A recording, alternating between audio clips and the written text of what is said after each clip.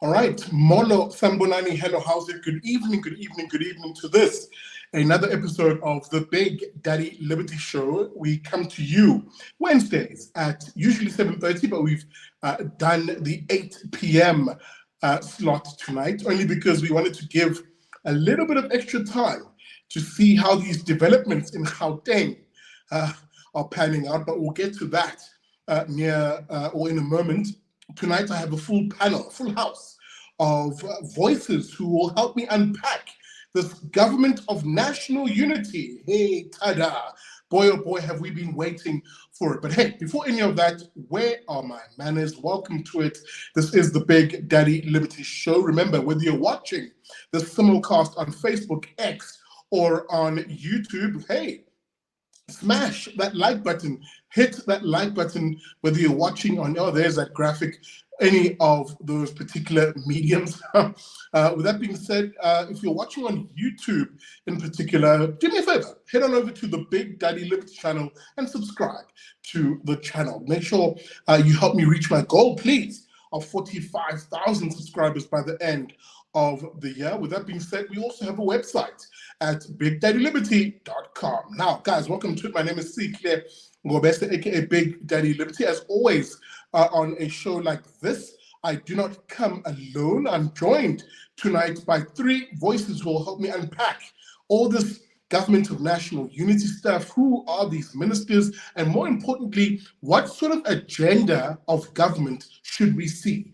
Should it be more of the same, where the ANC does as it pleases and in so doing does jack fiddly squats, as has been the 30-year case in this country? Or should we start demanding, as South Africans, a reform, a change agenda? Now, with that being said, pardon me, I like Pokey Pig there. Joining me tonight is, of course, a very common voice, someone who you've seen before on the show, Utanda Maba. So there he is on the show. Tanda Baba, good evening.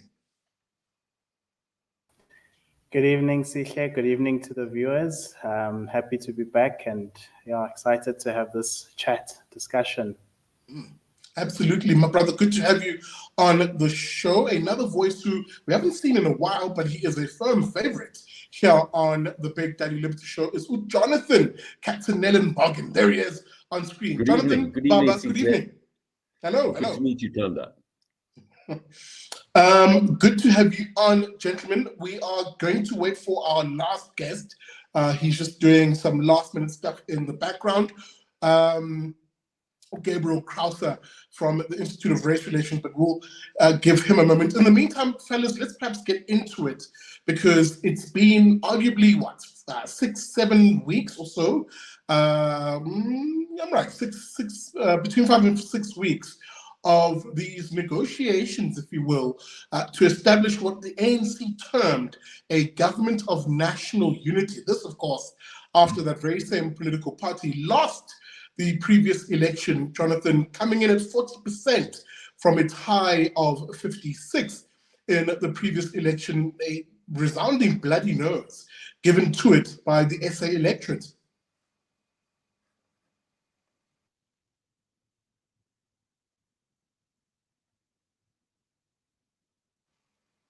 Jonathan, can you hear me? Are you with us? Yes, I am here, Sihle. You suddenly went silent, though. But can you hear me? Problem. Yes, I can hear you. Let me just repeat that opening statement that I wanted you to chew on, which is, yes, the ANC having lost this particular election, coming in at 40%. On the one hand, the good of it is being gracious in defeat. But on the other, the political reality, Jonathan, of now being a 40% party, it then opting for this GNU approach. Your quick thoughts on this? Yes, I think it's, we thought all this would happen perhaps in 5, 10, 15 years' time. And here we are in a coalition government.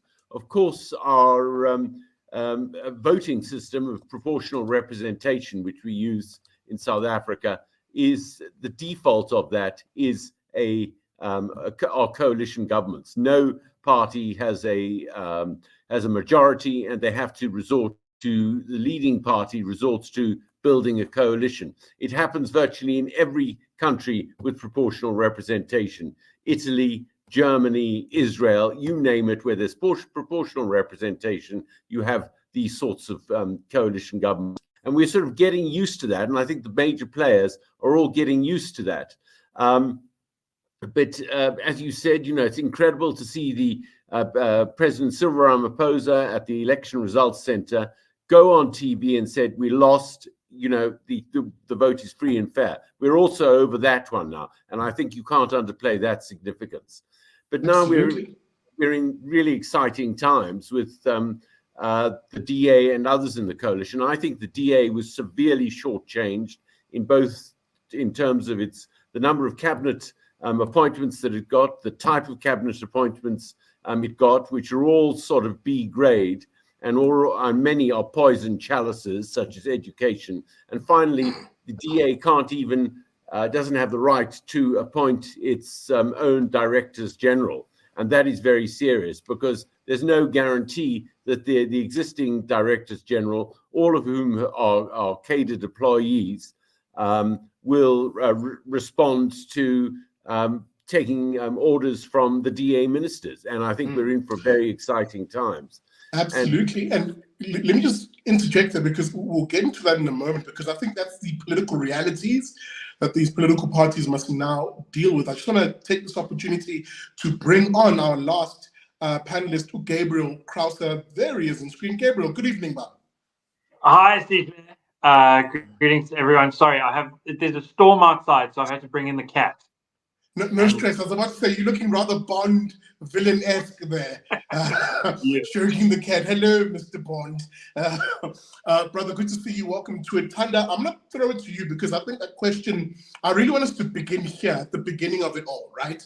Which is effectively an ANC that comes in at 40%, it loses the election in this country, which puts paid this myth that the ANC itself has been perpetuating for the last, let's call it 20 years of its 30-year rule of, it'll rule until Jesus comes. And if you remember that expression that Jacob Zuma once had said, and people then assumed it's that arrogance which would see it perhaps not even then accepting a result of losing. But I actually do want to give them their flowers a little bit and saying actually they were quite gracious in their loss.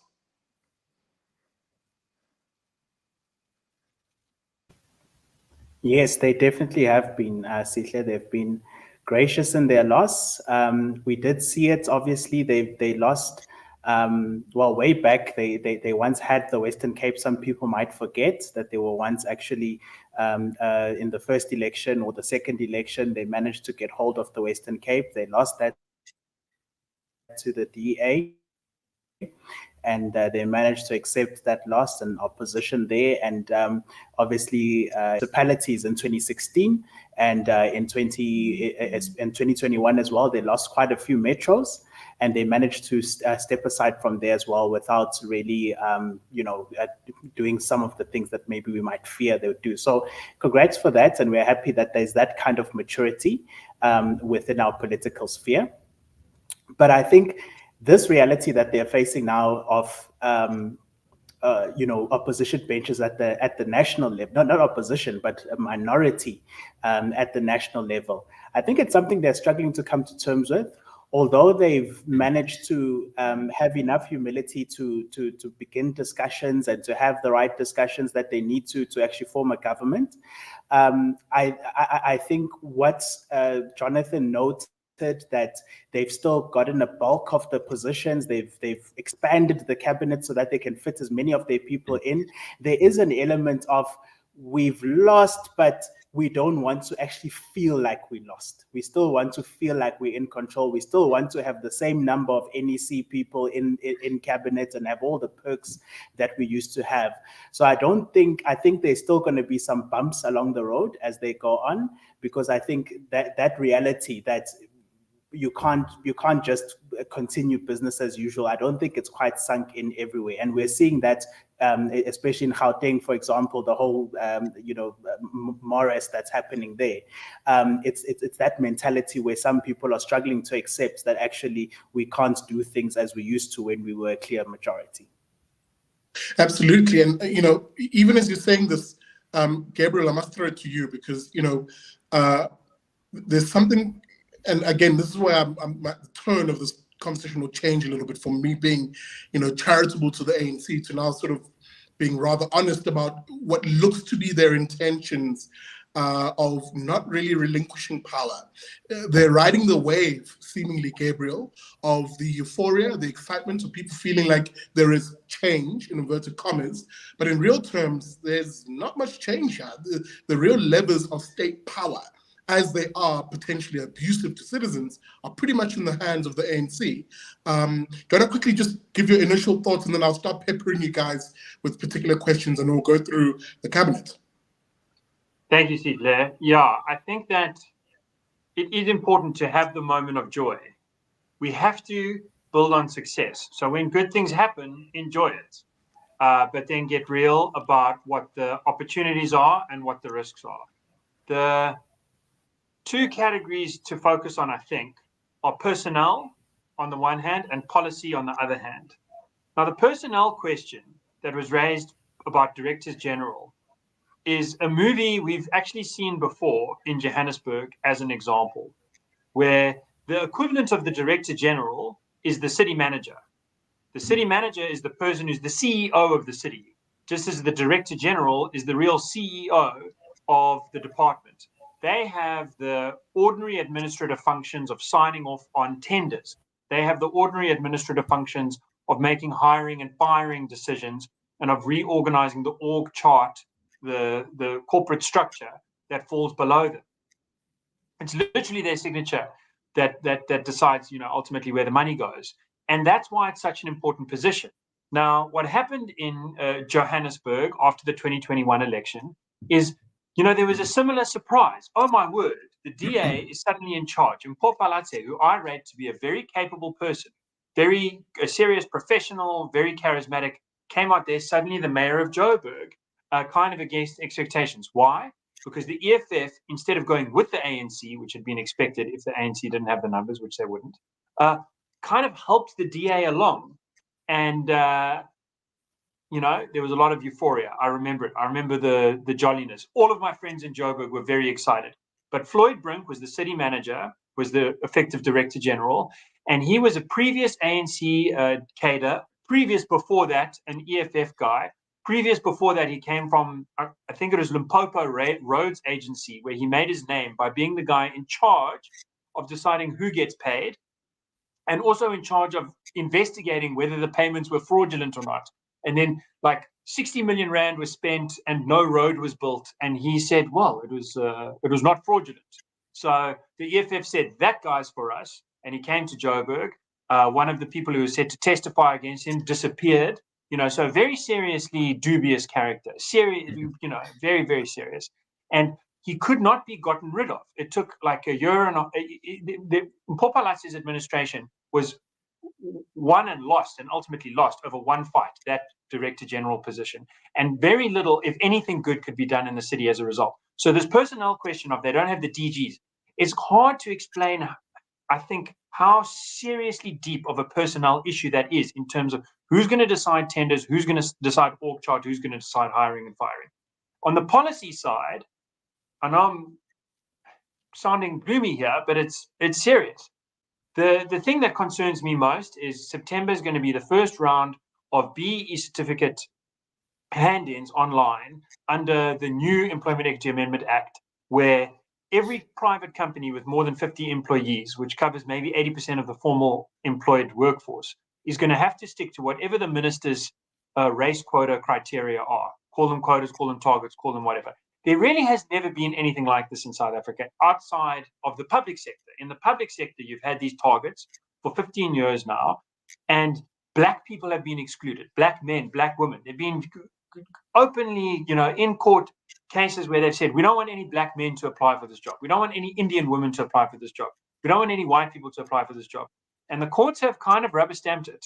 And the result has been people aren't focusing on getting the job done. They're focusing on inner party politics, in like race politics, like how do you get, if there's only one white slot, how do I laterally transfer so that I can get that one white slot, stab the only other white person who's a potential candidate in the back?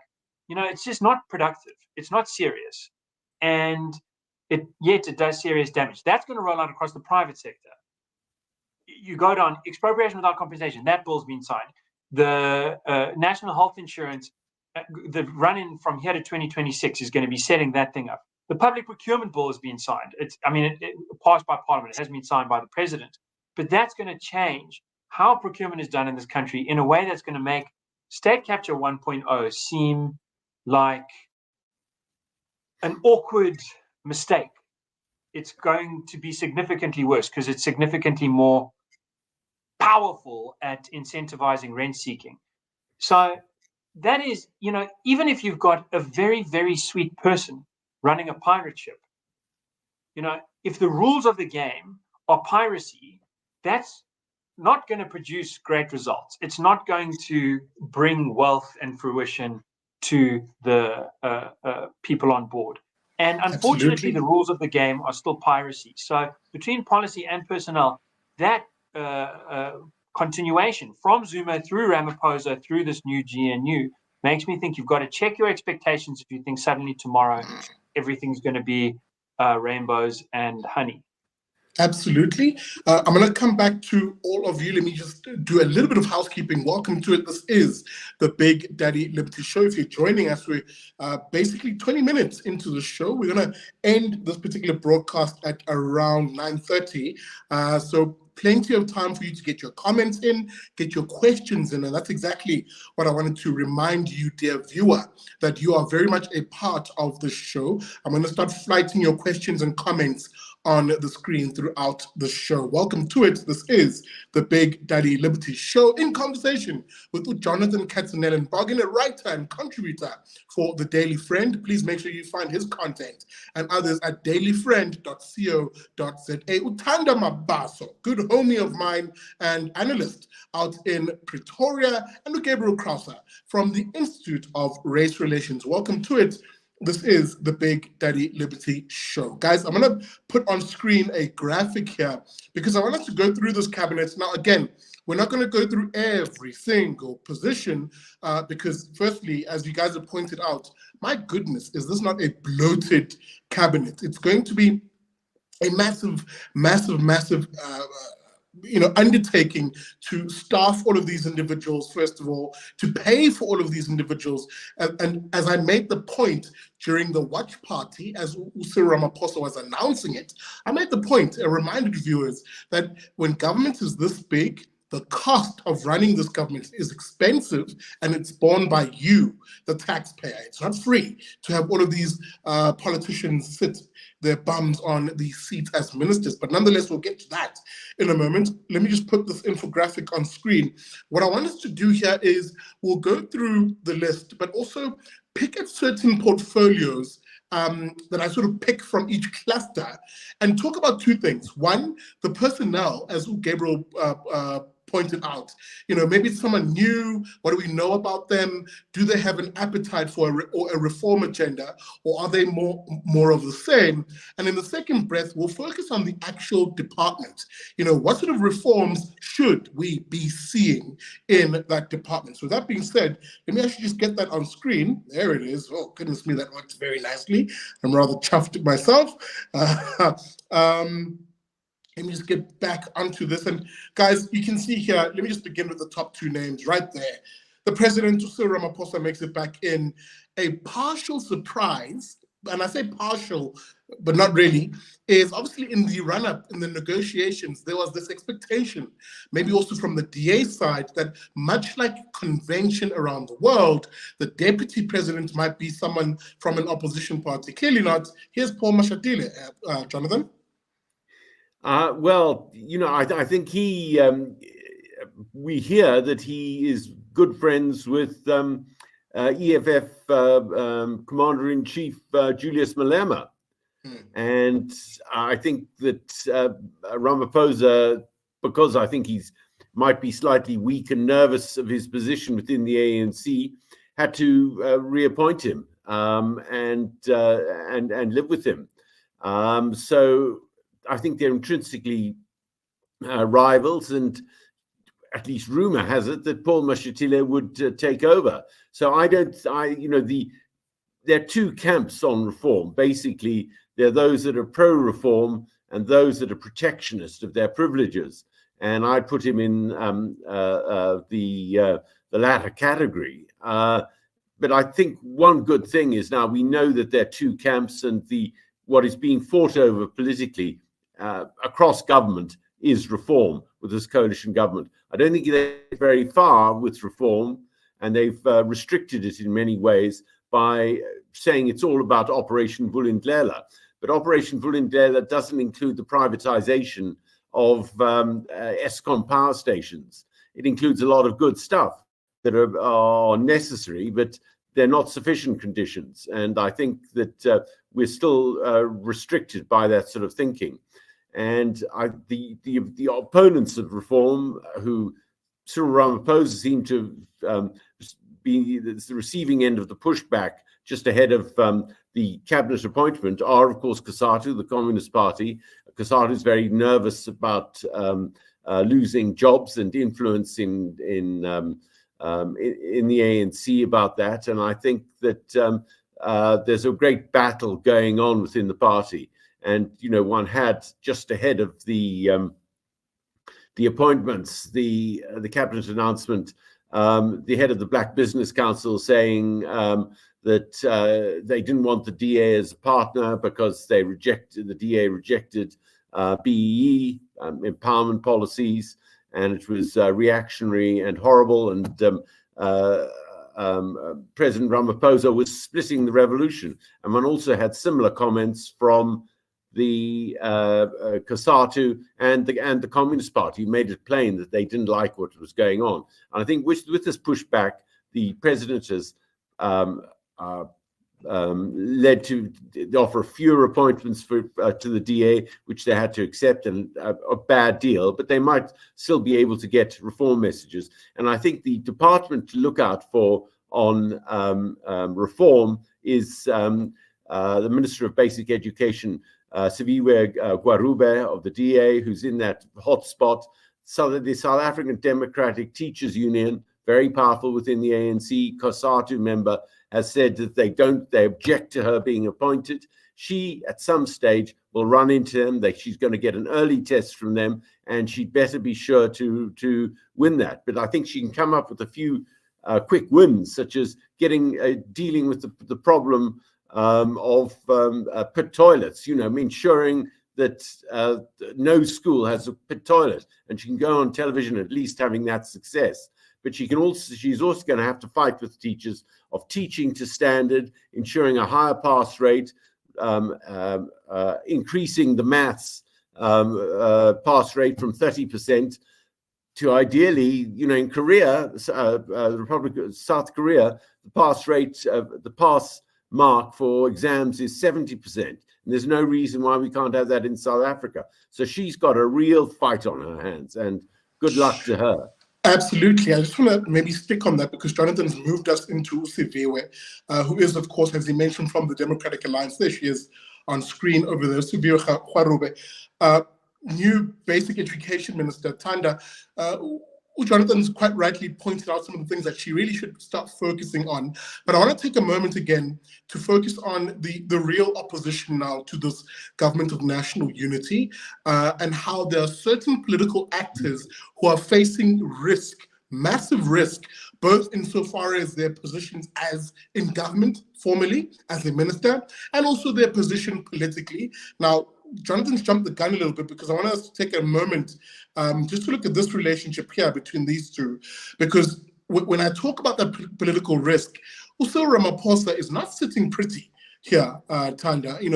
There might be all smiles, but realistically, this is a party that's heading towards, the local government elections in 2 years, or all of them, pardon me. But there may be those in the ANC who might start raising their voice to say, first of all, we lost the national government election under Cyril Ramaphosa. Why should he still be leading the party as we head to the local government elections? Can you just maybe speak to just your quick view on the risk Ramaphosa finds himself in, especially, let me add something on top, as he alienates the likes of Abo Kosatu and SACP, who are so used to getting government positions and political favor from the ANC. Well, yes, he's facing a deep risk in terms of this GNU. Some might say was made and tailor-made. The parties that are included in it were included in it so that he could retain his position. Because MK made no qualms about it, that they want him gone as one of the preconditions. And the EFF also has no love for him. Obviously, going back, they always bring up Marikana, and they bring out that he's a sellout or whatever the case may be. So there were two sides, two ways the ANC could have moved. And one of those ways, which maybe some would have said was the more logical way, was to go with the MK and EFF. But what prevented that was the fact that they did not want the Cyril Ramaphosa leadership. That grouping did not want that leadership. So this GNU has been chosen especially for him. Well, I say especially for him, there might be other reasons, but that's one of the main reasons. And as a result, if it does not work, if the ANC slides further, even with this GNU, then yes, he is one of those that's sitting with a very big possibility. Well, it's his second. One thing to remember: it is a second term. It is a second term. So the only thing that really he would be fighting for, if there's anything to fight for, is the ability he has to influence the next successor. He himself, this is his last term. He won't be able to run again, as ANC president. So the pressure that he would have is, will he be able to choose the successor, or will the successor swing back, to the other faction and maybe undo some of the work that he's been trying to, to do up till this point? Even as you're saying this, and Gabriel, sorry, is back on screen. Gabriel, I'm going to now move us on, perhaps.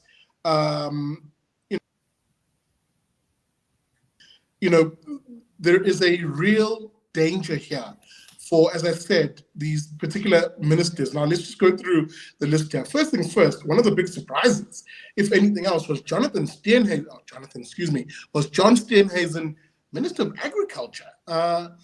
Jonathan made the point earlier on. It seemed as though the DA really did scratch the sort of the proverbial lottery ticket and lost here. It got all the worst, in inverted commas, and again, with all due respect, portfolios. Yeah, it is. The thing that came to my mind was that it's a bit like if you have to go with your cousin to the matric dance, because it's not a good look. And the thing is, it's probably not going to end well, but it's even worse if it does end well. And by that, I mean, it's a hard department and it's an important department. And there's a lot of good work you can do there. Agriculture is like a couple of percentage points of GDP. So it's small. And, part of the problem with like land politics, EFF politics is that they kind of think we're still in the 19th century where the whole economy is about land. But even though it's a small part, it's an important part, I think, because so many of the South Africans that are still living in rural areas are in such dire straits. So where you have badly managed land, and in particular, no extension services or corrupt extension services through the Department of Rural Development and Land Reform. And I've spoken with multiple, land reform beneficiaries who talk me through the kinds of bribes they have to pay just in order to get the seed that they're supposed to get for free from the government. So, it's like a bottle of whiskey for just getting through the door. Then it can be like a goat or two in order to get it on time. And then on time means a month late unless you give another goat or two. And then if it's late, you miss the rain and your harvest is in trouble. So if Steenhuisen can get that right, I think he'll really be injecting good energy into a part of South Africa that desperately needs it. The trouble is that it's a department that in some ways is so hemmed in by the constraints of other departments. So South Africa had extremely interventionist government agricultural programs during apartheid. And one of the bizarre good news stories of the ANC is that although they were super socialist, they kind of didn't like farming. So they did a very lefty thing with everything else. But with farming, they kind of cut a lot of red tape and they got rid of the mealie board, and it actually made South African farming much more productive because farmers are not subsidized here like they are in the EU. And so they've had to learn how to make money by adding value. So that's been great. But it means you've got one farming sector that's like very private and very effective. And then you've got another farming sector that's like very government sponsored, the rural development land reform thing with the seeds that I was mentioning, that's doing very terribly. And then both of them are sitting inside of the logistics constraints of our ports, our rail, and our roads. And I know that's jumping to a different department, so I won't get too deeply into it. But the point is, Steenhuisen might do the best job imaginable, and still kind of you'll look at the GDP numbers, you'll look at the jobs numbers, and they won't necessarily look so great.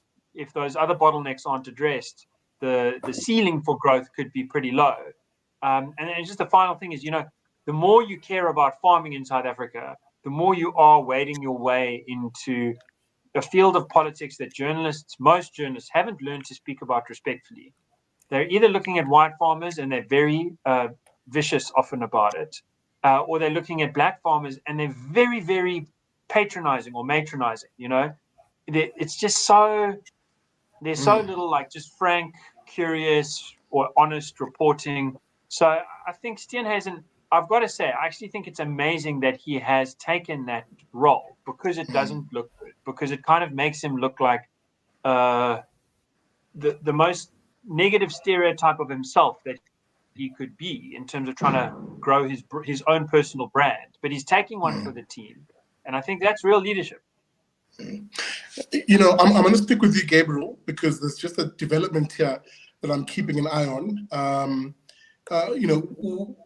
Things are playing out, of course, in Gauteng, pardon me, with that announcement now seemingly underway of the cabinet in that part of the world. So we'll just keep an eye on that in the background because it'll form part of our conversation going forward. Let me go back to education. With Usibio Kharube, there's a question here that was actually on screen. It's a very good question because we sort of posed, the initial question around what sort of reforms can we expect to see, especially if the minister in a department is no longer an ANC deployee and actually someone from another political party. Will there be some form of change in that? I'm just trying to find that question again where it was posed to you fellas. Do you think something like the Bella Bill will be scrapped now that we have a Siviwe from the DA as a basic education minister? There it is, from Juan Uba.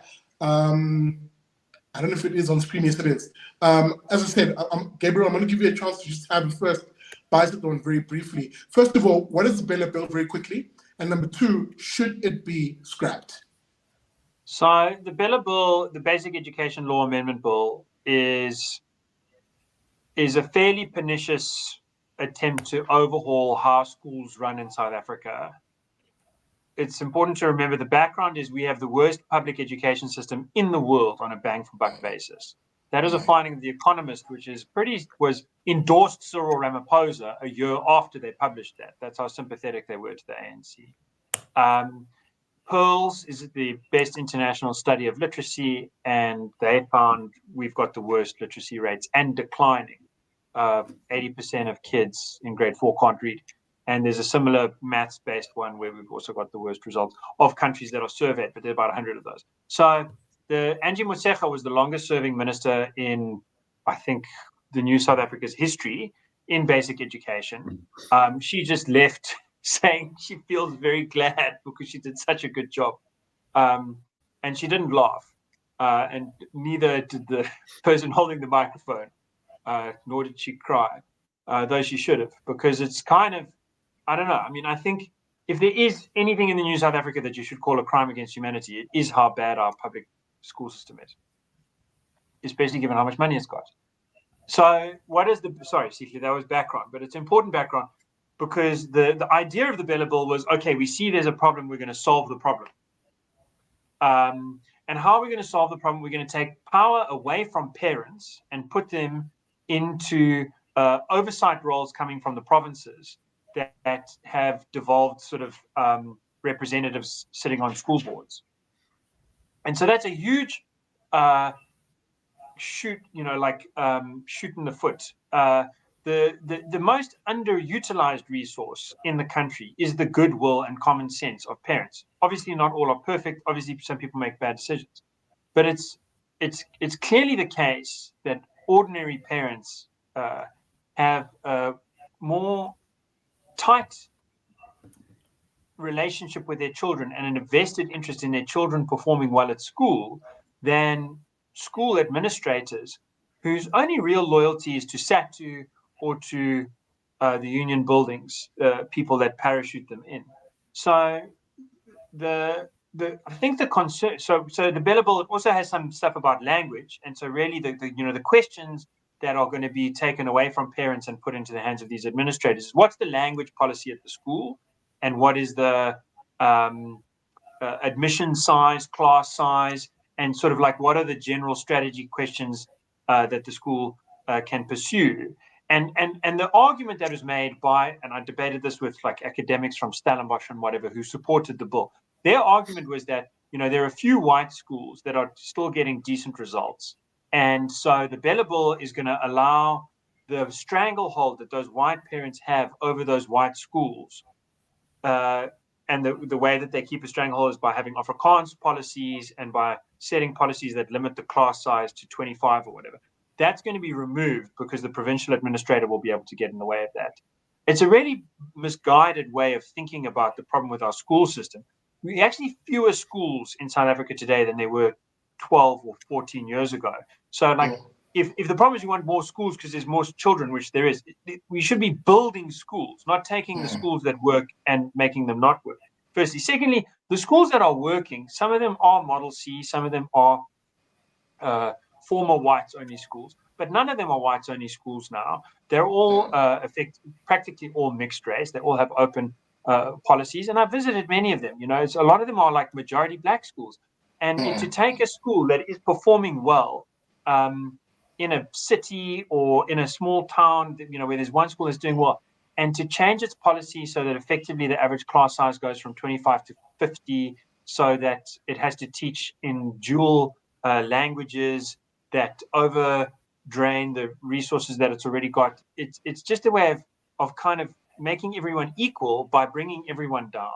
And I think that's terrible. Is Saviwe Gwarube going to, I think she's an exceptionally tenacious speaker. She is a clear thinker, and I think that she'll be hungry as the youngest member of cabinet to make her mark here in a way that's going to, not just set up her own career for decades to come, but also help those young people that are currently in our school system. The challenge is that the way the Bella Bill is written, and the way, in fact, the Constitution is written, education is one of the competencies that's most provincially nested. So it's complicated because some things run straight out of Pretoria and some things run out of the provinces. And my understanding is these Bella powers in terms of intervening in school administrative decisions kind of climb up to the premier rather than to the president. So the Minister of Basic Education is I think she's going to have a tough time. I think, as Jonathan said, most of her time is going to be dealing with unions. I don't know that she's going to have, and I don't think that the billable. I think the billable kind of takes power away from the from the parents, and also a little bit devolves some of it away from Pretoria. So I don't know how much headway she's going to be able to make. It'd be great. Just one last. It would be very, very good for her to do simple reforms. The two, in a sentence, are leveraging the advantages of basic technology, not this stupid thing of giving kids iPads and then they steal them and the parents steal them or whoever steals them. No. But there are technological solutions that have been trialed in the Western Cape that kind of augment learning quite significantly. And the other one, the biggest one, is allowing the voucher program trials that have already been kind of mooted to really go forward so that parents can get the opportunity to get a couple of R1,000 a month check that they can go and redeem at any school of their choice, so that the public schools can be less burdened and the private sector can be motivated to go build new schools or build extra classrooms or do whatever they need to do to draw those children and draw that money, because I think the private sector is the only real chance we have of turning the situation around. Absolutely. Indeed, we've also seen the fastest growth, if you will, in education being within the private sector. I mean, you now have these almost mega corporations that are providing schooling services, Curo, Spark Network, etc. Guys, I'm going to throw it to Tanda and Jonathan, but as I do that, I'm just going to ask us to sort of move on also for a second here. Let me just put that graphic back on the screen. Especially because the both of you lads had spoken already to this. Sorry, my system is acting up here, so I don't actually see what's on screen. Okay, there it is. We have there as Minister of Land Reform and Rural Development, a almost stereotypical political party put into that position. That's, of course, the Pan-Africanist Congress, Umzanelo Nyoncho, being put in that position. Now, someone might argue, Jonathan, here that, look, they put in someone from the PAC in that position as a juxtaposition, if you will, to arguably just to his right over there, John Steenhuisen, who's in agriculture, and obviously then putting in a hard leftist in land reform. Is there something cynical in this by the ANC? Well, I think the ANC certainly didn't want John Steenhuisen to take over land reform, and God forbid that he should be successful in that, because the program is a mess. So can you imagine here John Steenhuisen comes in and makes a success of that? So they did that, and in the process they expanded the cabinet and gave it that extra captaincy to the PAC. So politically, I think it was their best solution, although it looks fairly ridiculous when you consider the factors behind it and that it's being given to the PAC. But I wrote a column this morning, and I said, can you imagine the questions that John Steenhuisen is going to be asked when he goes to meet farmers? And he's asked, well, what are you going to do about EWC, expropriation without compensation? What is he going to say to them? And, it's the natural question that's uppermost on their minds, with the EWC bill the expropriation bill having passed. And it of course it goes beyond agriculture. But I think he could be placed in a very awkward position answering those questions, because he's going to be the farmers ask, what are you doing to stop this? And it's not clear what he can do within the cabinet. My view is that perhaps as with the NHI, the National Health Insurance Bill, we'll see the courts come in here and save the day and quash those pieces of legislation. But I think that John Steenhuisen, much of what is done in agriculture is, the extension officers making sure that animal vaccines are delivered on time. It's sort of very much an administrative sort of view. And he's also going to take complaints from farmers. What are you doing us? We're fruit farmers. We can't export our produce because of the mess up at railways and ports. And so all of these things are very much combined in a value chain. So if one area of government fails, other areas of government fail. But I also want to know how John Steenhuisen is going to manage 2 day jobs. And these are serious jobs. Leading what is still, even within the context of the GNU, an opposition. The DA has to maintain its opposition in Parliament, and he's got to keep his eye on the ball on that, because they'll have a number of important committee assignments, and he's got to run agriculture and see that nothing gets past him. I think he's got a very difficult job at the moment coming up. Very difficult. Thanda, even as I throw it to you, I've just sort of shifted up the images on our screen. Those 3 faces that we're looking at here, perhaps some of the largest talking points came from them too. Number one, uVelenkosi Nikhabisa, the leader of Inkatha Freedom Party, he was given the cooperative governance and traditional affairs role. Many saying, yeah, that's perhaps a very good place to place him and his party in particular. And just as you're also talking about uVelenkosi Nikhabisa, Angie Motshekga retaining a position in government, Thanda, as the Minister of Defense, surely a massive betrayal to our men and women in uniform, who really, if we're to be honest, the South African Defense Force is woefully underfunded.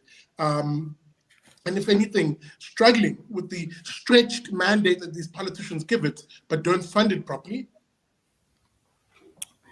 Well, I just want to first start by touching on, Steenhuisen and the land reform. But specifically on Steenhuisen, I think it reminds me of, for years, ANC has been in government, and one of the things we've always spoken about is, what is the experience of this particular individual in the particular portfolio that they are, going to put them in. So, I think now the DA is starting to come in, international governments. They've put forward some names and put forward some deployees. We'll see how they do. But the one question that did come to my mind was, what is John Steenhuisen's background on agriculture? What does he know about it? Is it something that he's experienced in? So that's just, you say something, you often say something that I think about, and you say, politicians are not your friends. And sometimes we may like certain parties, or we may like, whatever, and we assume that those politicians always have our best interests at heart, that they love us, or that all of them are great. And of course, we know when the DA took over some municipalities in 2016 and 2021, there were some scandals of some people appointed and they didn't have the qualifications. I think in Pretoria, there was a lady that was appointed there and did not have the correct qualifications. So I think we should just throw that question in and not take blindly that just because the person comes from this particular party that they're going to be good at it or not. We are entitled to ask that question. Of what exactly do they have in experience. But of course, that's not always the case. They might not have necessarily specific experience, but they might have the ability to, coordinate people. So let's see. With regards to Angie Motshekga and the Defense Department, it's almost ironic, because as you remember, the very first scandal we had in South Africa, one of the first huge scandals that we had in South Africa was the arms deal, which still hangs over our head today via Jacob Zuma. And the arms deal was all about government spending huge amounts of money. I think it was 22 billion or something like that at the time, in procuring Navy equipment and some other defense equipment. And the question at the time was, why are we spending so much money on that when people are poor, when we're struggling with HIV and AIDS, and we need all of these other things, and we're spending on that? Well, things have reversed dramatically in the last 15, 20 years. And now the Ministry of Defense, as government has been implementing some austerity measures in the last few administrations, has been bearing the brunt of that. I actually know some people who wanted to become pilots and wanted to go through the defense force route. And unfortunately, to become a pilot, you need a certain number of hours. They went in there, they qualified, but they haven't been able to get the hours because there's no petrol to fly any aeroplanes with. So it's a department that clearly the ANC has decided not to take seriously, the defense ministry, and it also shows in the type of people that are appointed in there. Nosiviwe, I can't remember her surname now, was the previous head of this ministry. Also not clear what her abilities are, but in any case, it's not. It's one of those. It's like, I don't know if I can say tourism, or it's kind of like disabilities, people with disabilities or something, or some of these ministries in the presidency. It's kind of like, we don't really care about it. We're just going to give it the minimum. If we need to cut, we cut here first. So I would actually look at this as almost a demotion for her, because education was the department that would actually with each administration was given a bigger and bigger budget, and she's been sent to a department that's actually getting a less and less and lesser budget. So I think it's all encapsulated within that. I just want to come in here. Sorry, can you just hold that note? Yeah. I'll come back to you in a moment, Tanda, because there's a nested feature in what you're saying, which is actually a bit worrisome, insofar as you're right. First of all, South Africa doesn't spend nearly enough on its defense and the South African National Defense Force. I think last I checked, cumulative spending on our defense forces is around 0.6% of GDP, where the international benchmark is about 2% of GDP. Now, this has serious implications for the department, which has a particular fund in it, the name of which is evading me at the moment, where this fund is meant to fund equipment, for example, of the different disciplines within our defense force. Now, you've got to understand, if you have a situation where our defense force is not being funded adequately, these same politicians who do that are then also at the same time sending our men in uniform into hazardous war zones, like in the DRC, to fight very established and very battle-hardened rebels in that part of the world. And more recently, we're sending our men in uniform to the north of Mozambique to fight radical Islamic terrorist groupings, i.e. ISIS. There's something to be said here about a department which then, about a political party which, having demonstrated for the past 20 years that it almost doesn't care about the military, then right now putting Angie Motshekga as the minister of that very same department, one which you've rightly pointed out, Tanda, that a previous minister of is literally in court right now, facing charges of fraud and corruption stemming from her time as minister. I just have to throw that in here because I'm very big on the defense force, and it's a shame as to how it's being treated. Tanda, I'm going to give you a quick 30 seconds to chew on that last point, and then I must move us on. Yeah, look, I think the defense force, South Africa, I guess they've decided to look at the situation and feel that they don't have any natural enemies around them, and they don't need to actually protect our borders or be ready for any kind of action, which I think is mistaken, as we see that ISIS has been drawing closer and closer via the Mozambican border, and we've also got a lot of terrorist cells that are active in South Africa. But that is a point well taken, that what they do use the military for is to protect. I would say they don't even protect other countries or peacekeeping missions, whatever these nice names that they give these missions.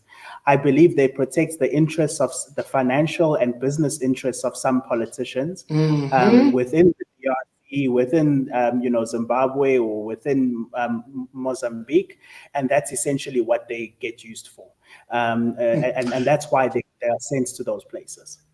Absolutely. Guys, I want to move us on here. Gabriel, I'm going to come to you. And I want us just to touch on some of these faces that you have now on screen. Very briefly, guys, pardon me, Ramaphosa, my Zulu tongue trying to get around that. Minister of Energy and Electricity, those two departments now amalgamated. A lot of people saying, yeah, why not?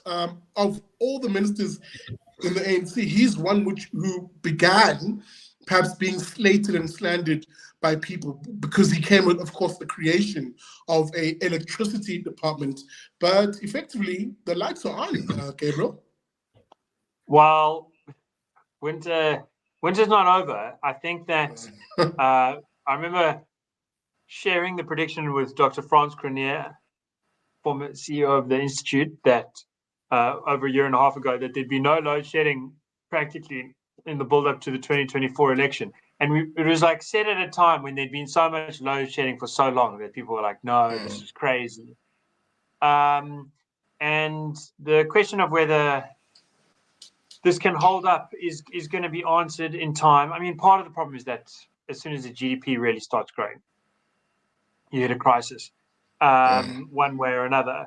But I think Ramaphosa is, I mean, he's done a decent job. The problem is that Medupi and Kusile are still unwieldy behemoths that would be difficult to run by even the best management teams in the world.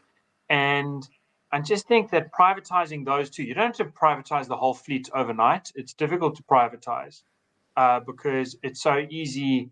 This is the lesson from Russia, amongst other places in the 90s. It's so easy if you privatize to also just funnel corruption because you can sell something worth billions for R5. So I don't know that Ramaphosa has it in him. I also remember from 2023, January, Joe Biden, the US president, said that South Africa had joined the US as the first international partner in the Just Economic Transition deal.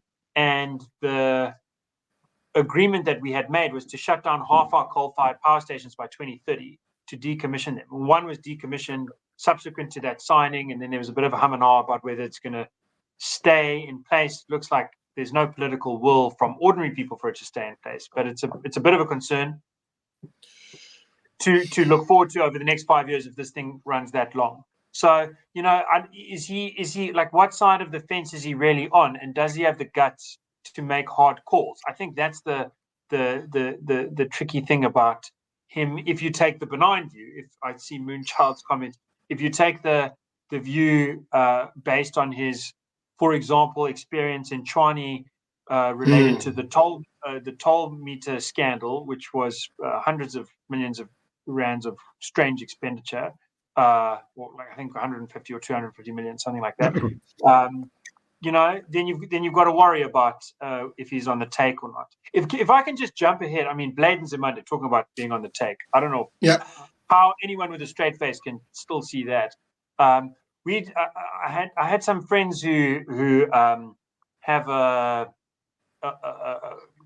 computer science skills run a check of alleged persons in the Zondo report and members of parliament in the ANC, and there were 5 that were still there. There had been like 10, so 5 were gone, but 5 were kept. Obviously, Zizi Kodwa has been in court just now, so it's kind of scandalous that they're kept.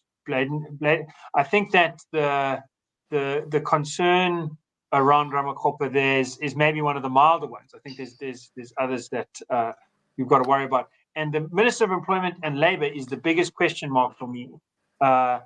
Meth is an unforgettable name. Nomakosazana is filling in the biggest shoes, I think, in the former cabinet. Thulas Nxesi, for a lot of the last 5 years, had 2 ministerial roles. He was the head of SATU when they increased their membership from like 100,000 to 1 million.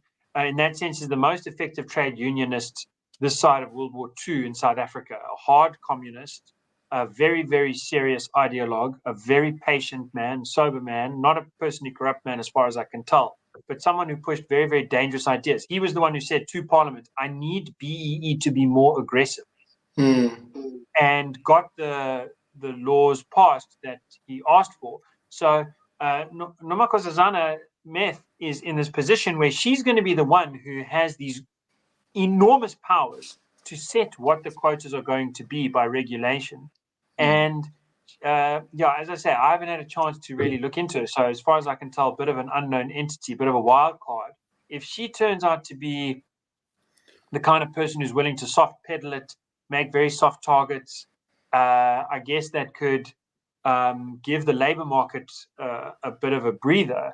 But if she comes in hard, that thing at Discam where it's like certain people of a certain race, we're just not hiring because the only way we stand a chance of hitting our targets is stop hiring people from some race.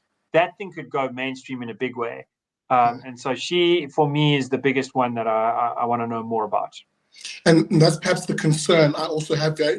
If you think back to how I framed the initial questions, is this going to be a pro-reform cabinet? And I'm sorry, the evidence just simply doesn't support any of that.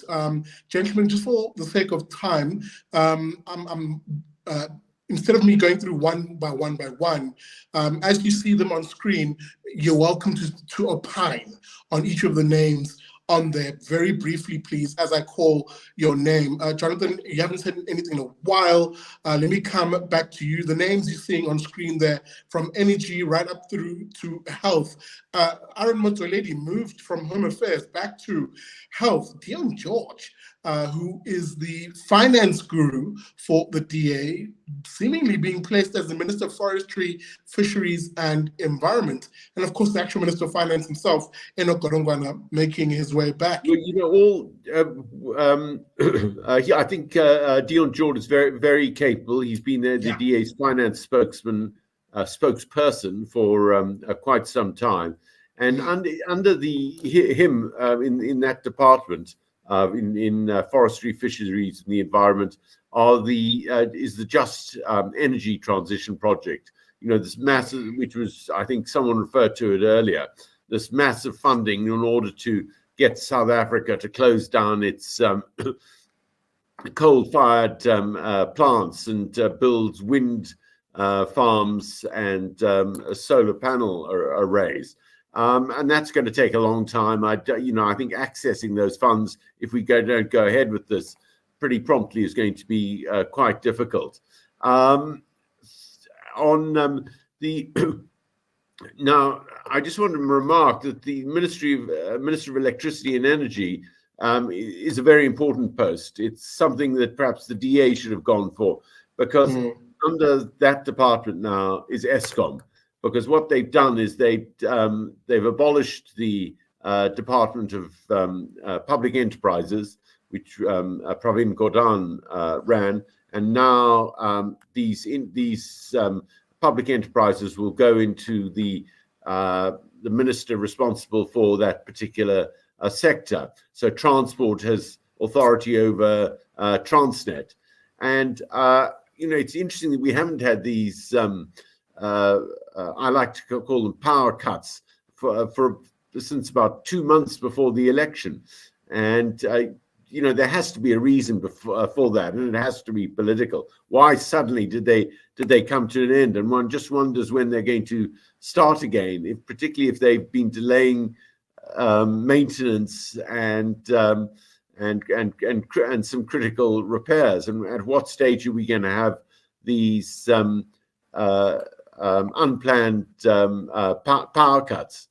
But I think business, we're talking about reform, and business, I think, might be coming through here. They have a wide range of consultants in different government departments running these work streams, as they call them, on energy, on logistics and other things. And one just wonders how receptive these departments are to the type of business advice that they need. It's not a substitute for deregulation and privatization, but they're trying to get this creaking machine up and running again. I think it's without fundamental reform, and that is going to be very difficult. Just going down the I know nothing about our new Minister of International Relations and Cooperation.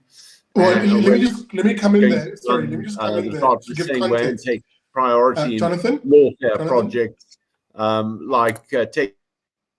Sorry, I was just saying, Jonathan, let me come in there perhaps to give that context. Ronald Lamola, who is now the Minister of International Relations and Cooperation, is the former Justice Minister now. He was also very much involved in the South African government taking a case, for example, to the ICJ in the previous administration. So it stands to reason that's exactly why. So Ramaphosa has now shifted him into the position of International Relations Minister, having seen that Naledi Pandor has retired from politics.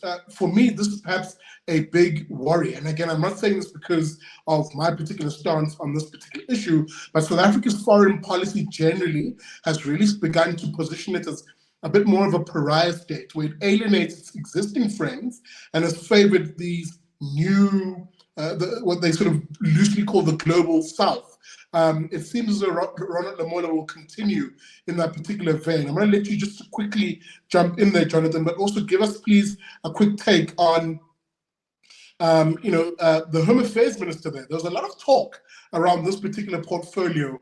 There's a very big lobby group in this country called the hashtag Put South Africa First movement, which has been arguing, for instance, that South Africa's immigration or illegal immigration needs to be stemmed. And they were looking at someone like Gates and McKenzie, for example, to be put into that position. Yes, my apologies. I was reading at the top here, and I was reading at the bottom rather than at the top. My apologies. Thanks for your correction and that insight into why he was appointed. Home Affairs. This is a sort of a portfolio in which everything can go wrong, and you won't get any credit for doing things right. So if there is a surge in illegal immigration, he's going to get hammered. Or the DA Home Affairs Minister.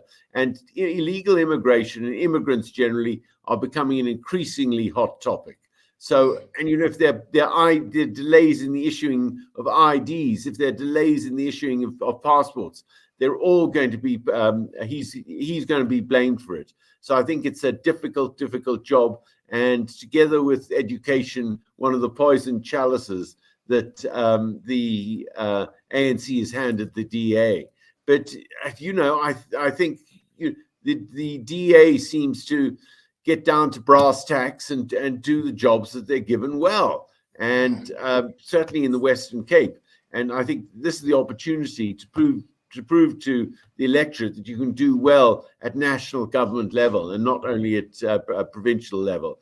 So in many ways, it's very testing and risky, but I think a good thing that for the DA that it has those sorts of positions. But back to foreign policy, I just wonder if they're going to have a relook at foreign policy, because the signs are that the US is getting increasingly testy about South Africa's so-called neutrality. And there's a bill in Congress which would force the administration, the president, to report annually to Congress on what's going on with the US relationship with South Africa. So Congress is taking a very different stand, a very much tougher stand, and looking at it a lot more closely. I don't think the US wants to make an enemy of South Africa, but this is certainly a signal that they should perhaps tread a lot more carefully if they don't want to make enemies of the United States. Absolutely. Gabriel, I want to come to you in a second. I just want to give Tanda a chance just to take a quick nibble at the faces we see on screen here. Tanda, I'm going to give you a solid minute just to land wherever you want to land, man, as to who you want to talk about in this particular screen grab. But those points around the international relations portfolio are quite important, especially if you look at what's happening in America, where there's a very strong likelihood that Donald Trump might come back as the president in that part of the world. Imagine that, a Trump versus Ronald Lamola type arrangement, as I saw in the comments here.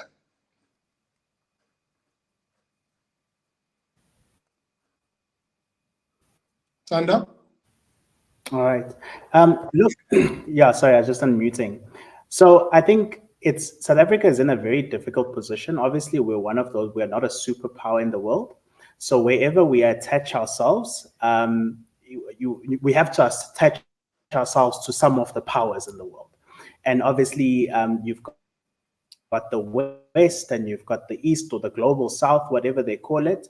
And which way to go, which one is going to be the most prosperous for South Africa, will depend on how things work out, in the world. Is the US in decline?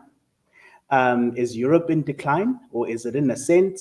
Is China and those countries, are they in an ascendancy? Are they in decline?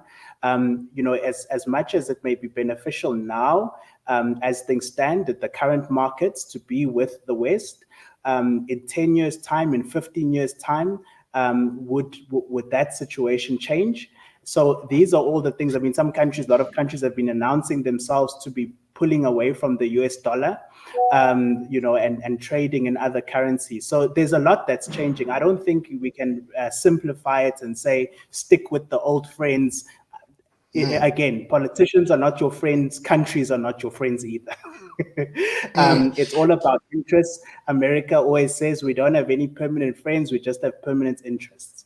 So as a country, we have to look at our interests. We have to look at them in the short, the medium term, and the long term. And I don't envy Ronald Lamola and the entire ANC in figuring out where to situate yourselves in that whole debacle. As for the Home Affairs Ministry, I don't share the view that it's necessarily a poison's chalice. I think it's something that has the potential for great wins, actually, because it's something that's top of mind of a lot of South Africans. Lots of people talk about it. Something we see in front of us every day. We go to restaurants and we see that there's a lot of jobs that could be done by South Africans, by South African youths that have been taken, that are taken by foreigners. So I think it's something that if it's effective and if we can do it well, and if we can get that border management going the way it should, it's actually something that South Africans would celebrate a lot and be happy about, because it has been a big topic. So I think it's actually a very prominent ministry where the DA can potentially show its value and of how it can do things effectively. Obviously, the courts are there. They tend to protect what they see as the weakest and the weakest of the weak. That's how our constitution is, and they see foreigners, being in that scenario. So that's why the ZEP thing didn't go the way Aaron Motsoaledi wanted it to go. So he's going to have to look at it and see how to do it methodically and within the law and constitution. Maybe introduce some bills so that might need to be made so that the things he wants to do can be legal. But that's something that does need to be sorted. And I think, let's see how it goes for the next few years. Gabriel, the faces on your screen. Thanks. I want to point out that it's kind of interesting that you and Jonathan went from Ronald Lamola at International Relations to Leon Schreiber at Home Affairs. I kind of just wanted a little bit of a hot take on that. So I think that, agreeing with Tanda, I think that there are really big, low-hanging fruit to be plucked at Home Affairs in terms of wins. And one of them is this. If you are a foreign skilled person coming with a master's degree or a PhD into South Africa, it's a nightmare. And I've been living in Cape Town this year and sort of swanning around in the circles with people coming from Germany and the UK, Switzerland, the US, with their dollars and their euros and their Swiss francs in their pockets. And it's like you apply at VFS for your visa extension, and then you don't get it. You have to go again. They lose your record. People get chased away. And it's such a common talking point. Here's why it's interesting. Firstly, it's a very easy thing to fix because there's like 50,000 people in the waiting list that kind of never really gets processed. So dealing with 50,000 is not that much. Secondly, there's like an immediate story to tell of like these people are all spending lots of money. So it's nice to facilitate them being able to extend their visas. Thirdly, and more importantly, when they complain directly to their foreign embassies. So if you speak to diplomats, I don't want to say which diplomats we speak to, but like diplomats get it in the ear every time a Wolof person from that country has trouble. And so they get a very amplified sense of how good or how bad South African government is from their own citizens' interface with that part of Home Affairs that deals with foreigners. If you clean that up, it's going to make those foreign diplomatic corps in Cape Town and Pretoria think, wow, these guys really are running the country much better. So it's a little bit of a loop. And if you've been around Africa, you'll notice that when good governments do come in, they very quickly, it's the road from the airport to the hotel that cleans up and starts looking very nice. And there's a kind of airport to hotel little information pocket that I think that my sense is going to be one of the quick wins, and it is going to have to weigh against Ronald Lamola, who I think is going to push a hard line that a lot of American allies are not going to like. And I saw someone raise the topic of AGOA. I think under the current administration, I've seen a shift towards the US starting to take seriously the fact that the expropriation bill violates AGOA's very first sentence. And if Trump is elected, I just don't see any ways that we're going to, I don't see us staying in AGOA either way once expropriation without compensation starts. So, in a way, it's the last good reason for the president to force that issue back to the courts. Absolutely. Gabriel, I have some new faces on screen here. I was saying, I want you to just quickly transition, please, to some of these new faces here, because I want us to now just touch on these. We're now very short on time. Minister of Police, can you just quickly give me your sense on things? Firstly, Senzo Mchunu, coming from the water ministry, he was the Minister of Water, not much change really there. South Africa's water situation still at a crisis point, now shifted to police after, of course, the retirement or the not making it into parliament of a certain asshat of a former police minister. Can this guy, first of all, do you have any hope in Senzo Mchunu? But secondly, what are the reform agenda points that if you were to advise him, he should be moving into? I'm going to pose that same question to all my panelists. Yeah, I mean, for me, this is such an easy one.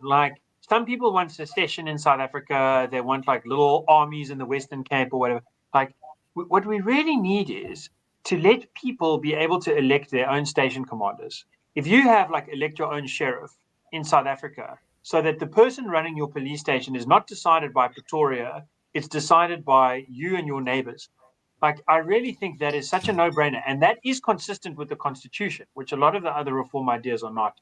I think that would be an easy win. It's not going to happen. I think Mchunu I think he's the guy that you put in charge when you're hoping that everyone's going to kind of snore through the next story. Bheki Cele, if anything, was too colorful for his own good. And his charisma worked for the first little while, but then it started making him attract attention. And the statistics are so bad.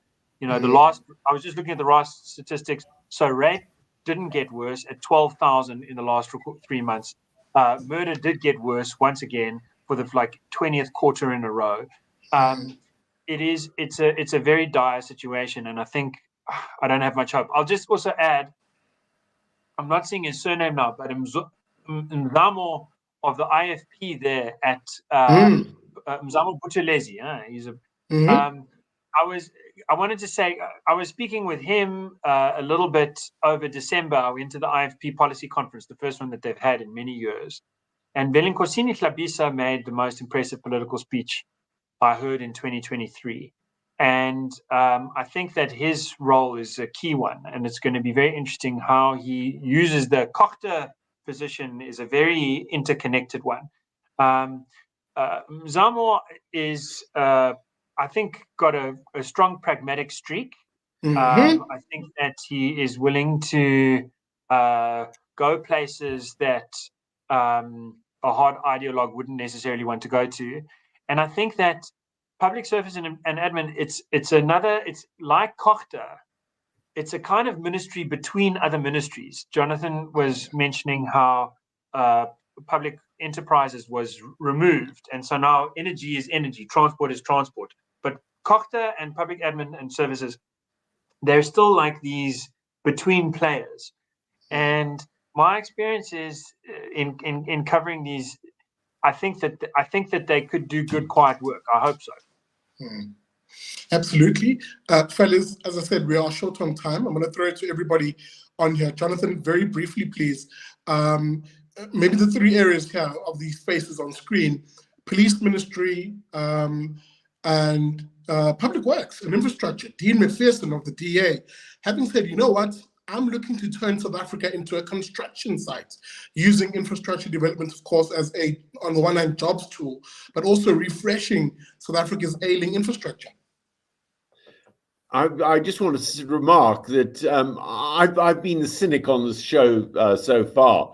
You know, I've seen Home Affairs and educators as a poison chalice. Of course, they have opportunities, and thank you for the two other guests for bringing these up. And I might have appeared as the cynical journalist on this, but you know, I do recognize that both Tanda and Gabriel made good points. You know, that there are quick early wins and there are politically possible. But now the Minister of Public Works and Infrastructure, the problem here is there isn't much money to do anything. And you know, our infrastructure is depreciating, and it's most of it is now fully depreciated, and we haven't been investing adequate over the rate of depreciation for decades now, and that's a very serious problem. He's also got the problem of construction mafias, and that's a law and order problem. So he's got these two constraints on him. But you know, it's a very necessary job, and you know, all these years, we're now looking at all these areas in government that would be operating a lot better if our deficit wasn't growing large and our debt wasn't growing at such remarkable pace, and if we had revenue growth due to a buoyant economy. This is the impact of an economy which hardly grows, and the government can only afford salaries, so they pay.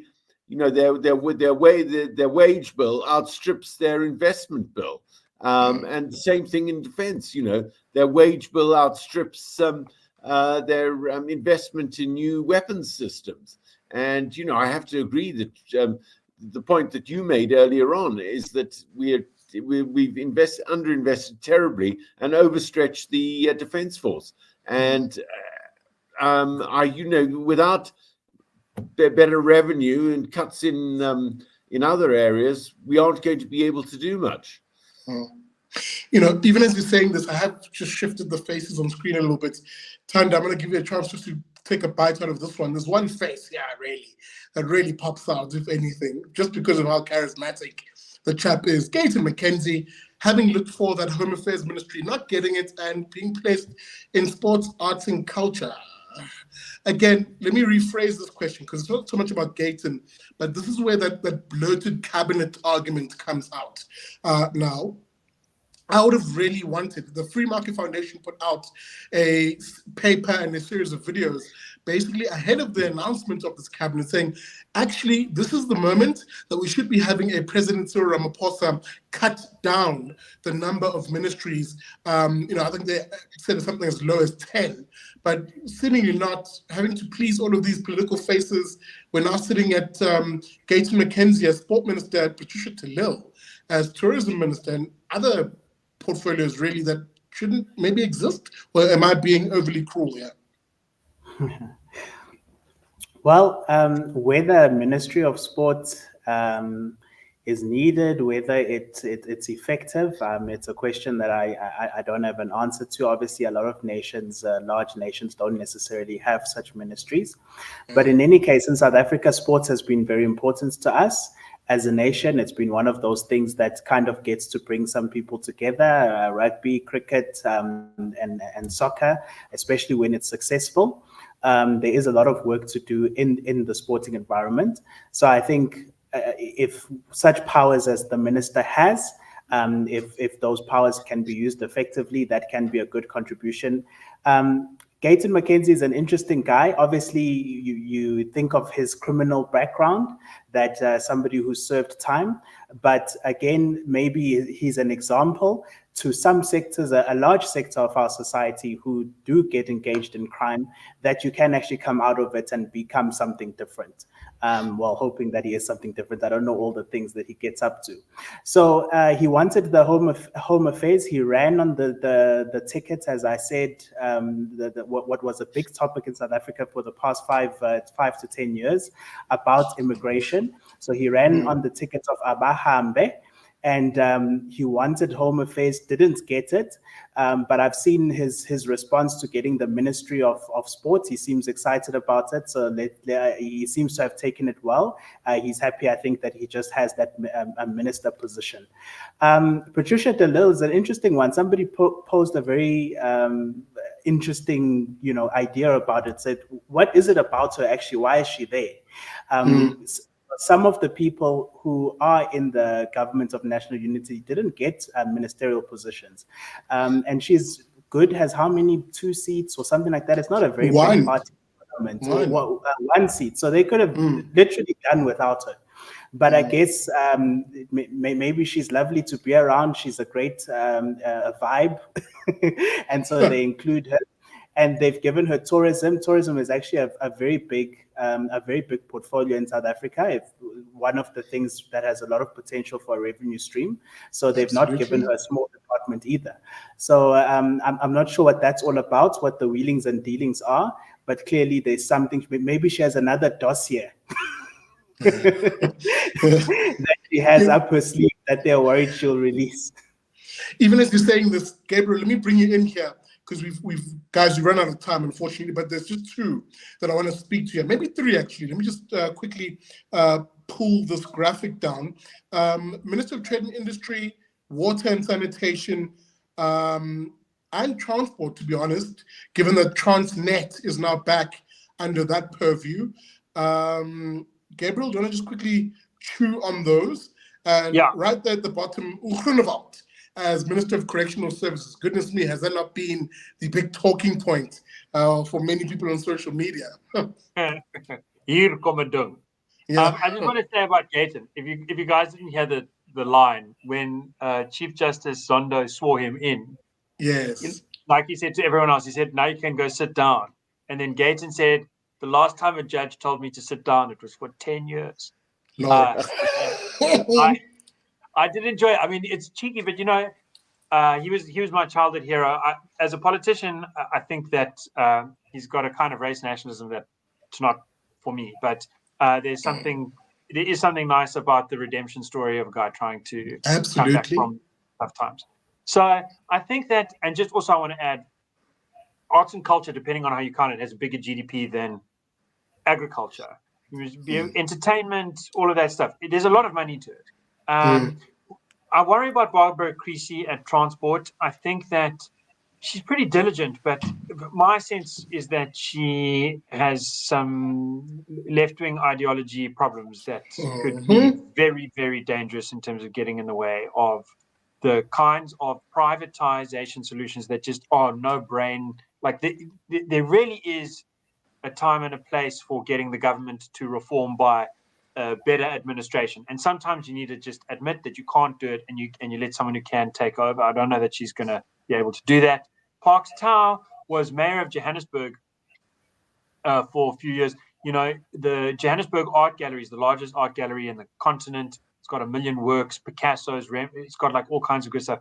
He never showed up. It's the first thing on the Wikipedia page. If you look up Johannesburg, it's the first thing you're going to see, like major places. He didn't even go to that. So Parks Tau, for me, he's always come across, that's just an example of like a bit of a hands-off guy. He's a very smooth fellow, but I don't know that trade and industry is about showing up. It's about going around the world and cracking deals to make sure that your import-export situation maximizes the benefit of your country. And it's just like you really want a very, very hard-working guy there. And I don't know that Parks Tau is that. I hope so. I don't know. Peter Groenewald, I just want to say, I respect him. I've met him. I think that he's done good work. I think he's in a very difficult position because he can do great work to improve the conditions of our prisons, I think. But the Vryheidsfront Front Plus lost almost half of its votes coming into this election. They were kind of getting a bit desperate and like punting Urania as like, you've got to officially recognize it. Like leave Urania in the desert alone, whatever. But like now you have to officially recognize it. They've said this is the first step to us making a folk start. The Free and Front Plus supported Cape exit. I think they need to turn away from these radical policies. And I'll tell you why. For me, the biggest thing about this government of national unity, is how long is it going to last? If you give this thing 5 years, I think that we have the makings here, despite those constraints I started by describing, for something that really is going to improve the material conditions, meat and potatoes for ordinary South Africans.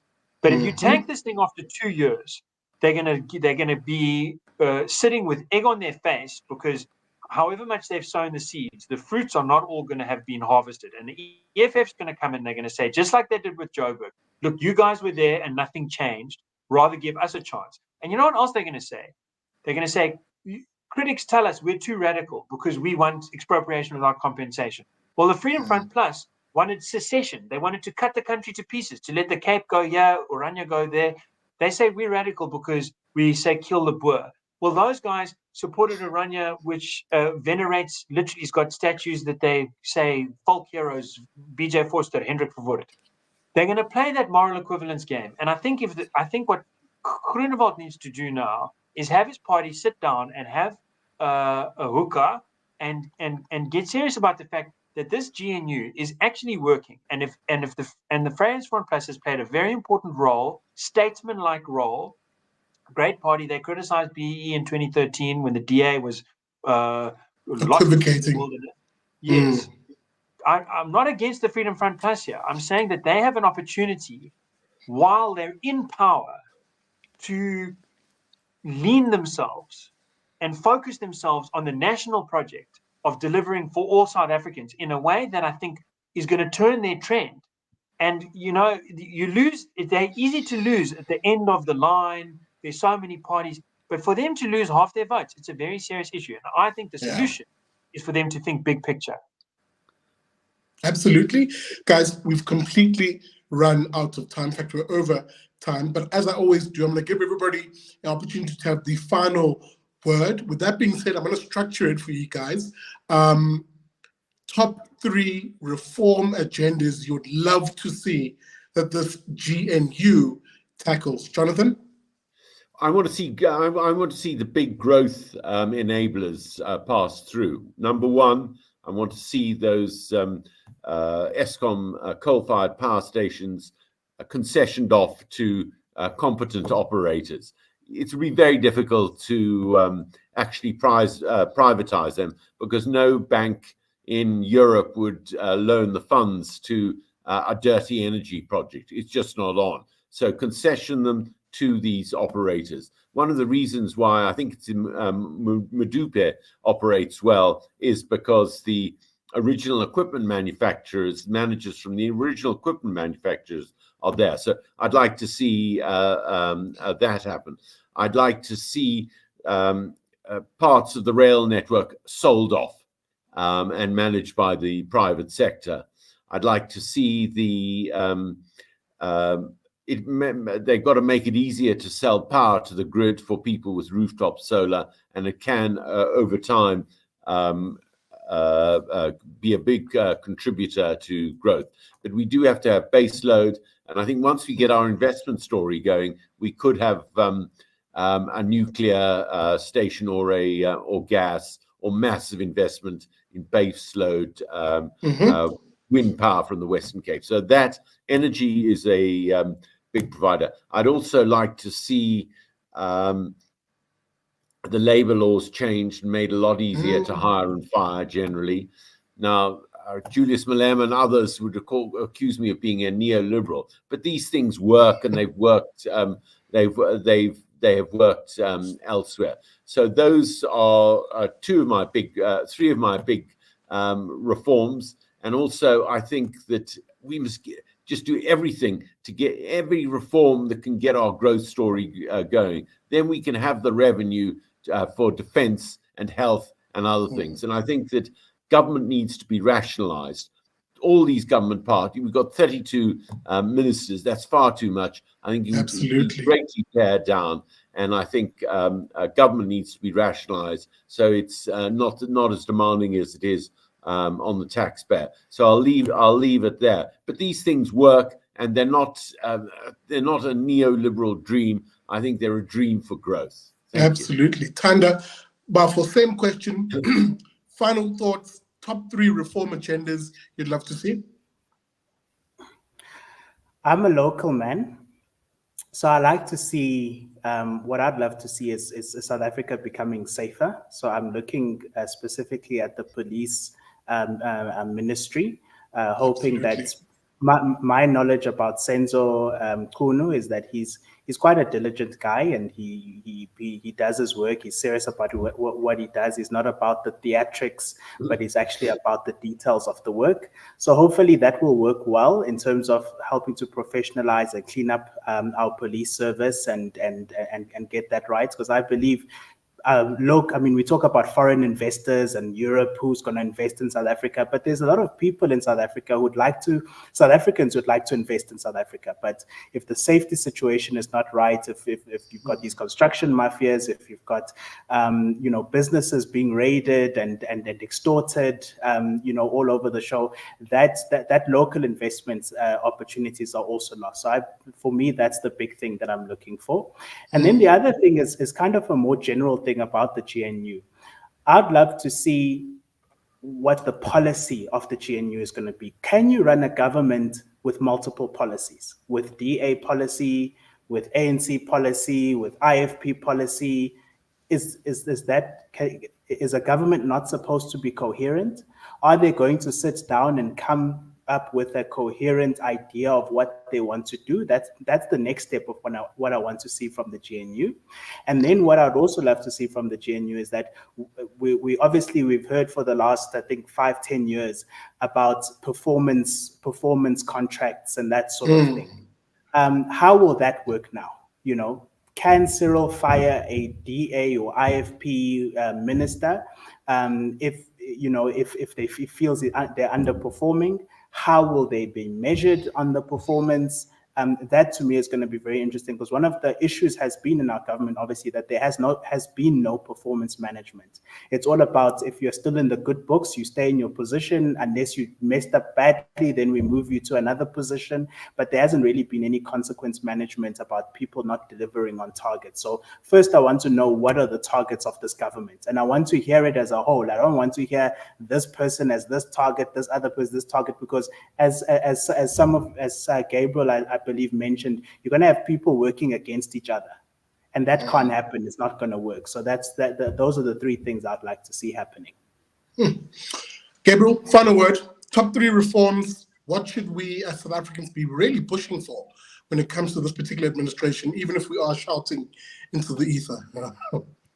Well, the moment the parliament was formed, I wrote to 16 of the 18 parties saying, you guys need to immediately get rid of extra BEE premiums in the trillion rand that we spend every year in public procurement. We spend, no one knows how much extra we're spending, but whatever it is, we don't have extra billions or hundreds of billions to spend on rich companies to make the rich richer.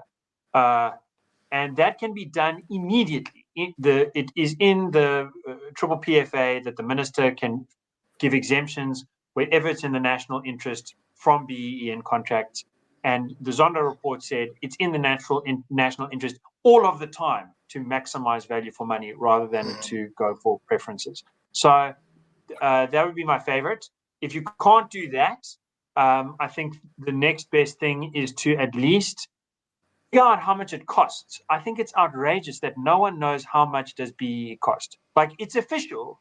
Willie Matebula, the de facto DG of Treasury, and has said to me many times in parliamentary proceedings that are videoed, you can check it out, yes, we pay BEE premiums. Yes, we're going to keep paying BEE premiums. They're going up. That's the whole point of the bill. But how much are we paying? It's crazy that you have a thing that's not on the budget. It's actually against the Constitution. 216 says if you're spending money, you have to tell people how much are you spending.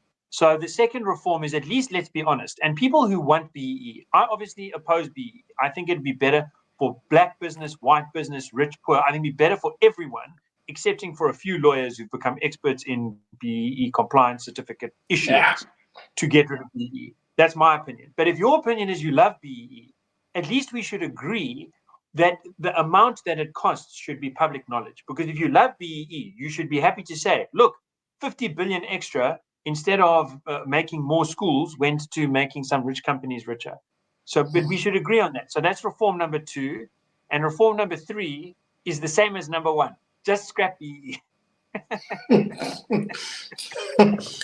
even as you're saying that, let me not let you get away, because someone might say scrap BE and replace it with what? Because Gabriel is now being anti-black. They'll say he doesn't want black people to become wealthy in this country. So I have an idea with what it might be replaced with.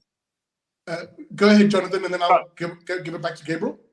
And Mpiyaki Dlamini, who's appeared on this show, favors this as well. I got the idea from him, and that is to give tax credits for investment in townships, in areas that need development. That's what you do, and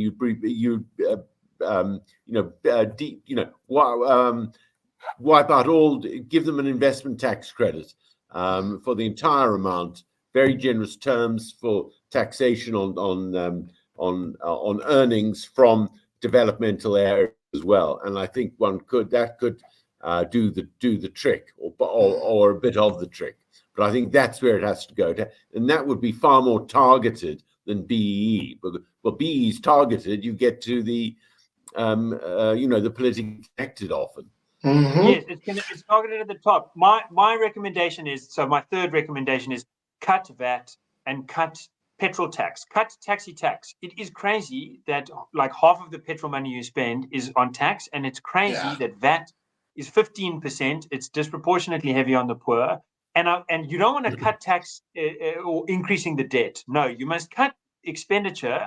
We calculated that the BE premium plus wastage that comes as a result of it is probably around 200 billion rand a year. If you start with 100 billion rand, you cut taxes by 100 billion for the poor through taxi tax and through VAT tax, then that is going to make township costly economies much better off than anything coming out of the BE. If that's what you want, that's what I want. That's the way to do it.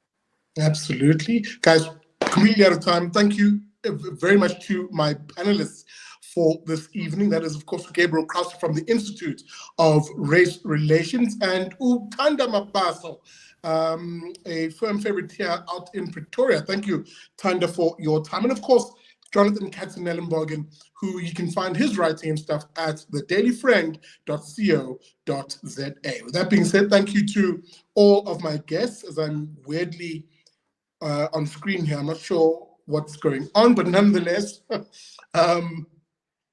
let me just quickly remind you folks that if you enjoy the content, as I struggle to do this, wow, okay, whatever.